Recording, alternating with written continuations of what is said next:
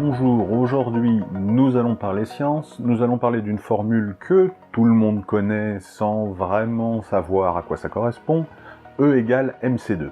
Alors déjà E égale mc2 c'est une erreur puisque en fait l'équation c'est E égale mc au carré, mais on ne va pas s'arrêter à des détails. Cette formule, comme tout le monde le sait, a été écrite en 1905 par Albert Einstein. Et si elle reste assez obscure pour les non-initiés, elle a en fait de nombreuses applications pratiques.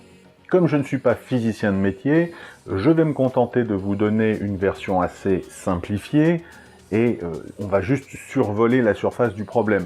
Si vous souhaitez des approfondissements, il vous faudra aller chercher par vous-même les parutions et les vidéos qui en parlent. E, c'est l'énergie. M, c'est la masse. Et c au carré, c'est la vitesse de la lumière au carré. Et le chiffre exprimé par mc2 sera exprimé en joules. Alors finalement, que dit cette théorie d'Einstein? Eh bien, elle introduit à l'époque une idée révolutionnaire qui dit qu'en perdant de l'énergie, on perd aussi de la masse.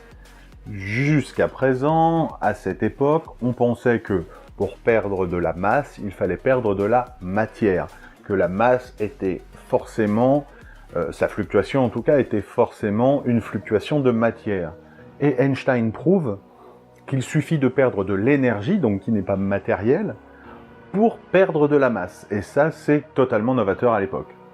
Et la théorie d'Einstein s'applique dans bien des domaines, et en plus, cette équation E égale mc carré fonctionne dans les deux sens. On va prendre l'équation comme elle est exposée, E égale mc carré, et on va en voir une application simple.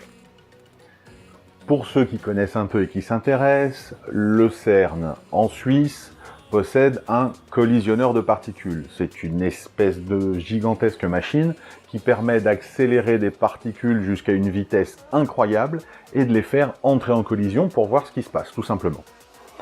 Donc, nous prenons un électron qui est chargé négativement, je vous le rappelle. Nous le faisons tourner très rapidement et nous prenons un positron qui lui est son exact opposé, en fait l'opposé d'électron qui est chargé positivement.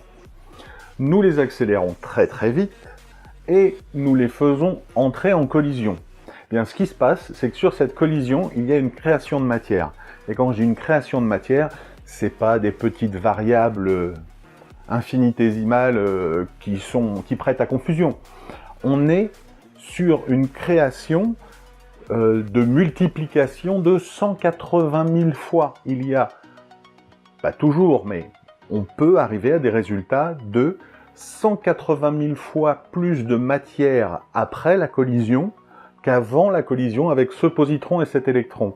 Donc c'est un exemple qui montre que la vitesse, l'énergie cinétique au moment de la collision, se transforme de l'énergie en matière. C'est un exemple de création de matière à partir d'énergie. Donc, comme le dit l'équation, l'énergie est égale à la matière et son rapport à la vitesse. Et ça, c'est totalement contre-intuitif. C'est une découverte géniale qui change tout. Réussir à penser que de la vitesse peut créer de la matière. Personne ne peut le comprendre intuitivement. Il faut avoir fait des recherches et il faut pousser un raisonnement pour en arriver là. Parce que si vous demandez à n'importe qui, est-ce qu'avec de la vitesse pure, je peux créer de la matière, on va vous répondre non.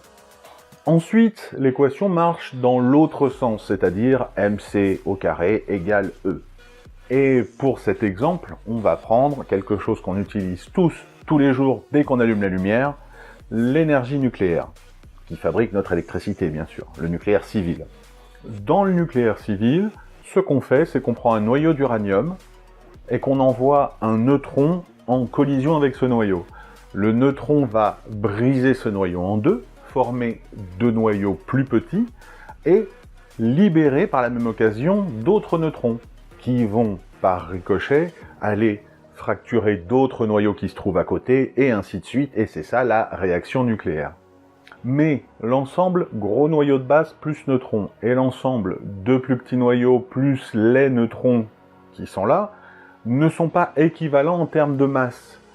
Le second a moins de masse que le premier, ce qui veut dire que de la masse a été transformée en énergie.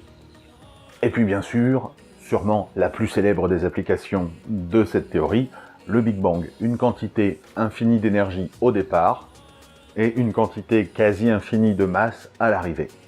Surtout, si ce genre de choses vous intéresse, allez vous renseigner, regardez des vidéos, lisez des parutions, et vous verrez que souvent la physique, et ne parlons même pas de la physique quantique, propose des théories qui sont encore plus incroyables que la plupart des théories de science-fiction ou des théories du complot dont les gens s'abreuvent.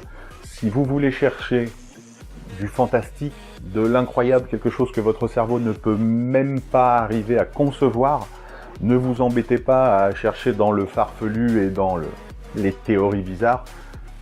Regardez juste la réalité de la physique et vous allez voir qu'il y a largement de quoi s'émerveiller. Eh bien, j'espère que cette vidéo vous a plu. Si c'est le cas, surtout, n'hésitez pas à vous abonner. Et moi, je vous dis à très vite.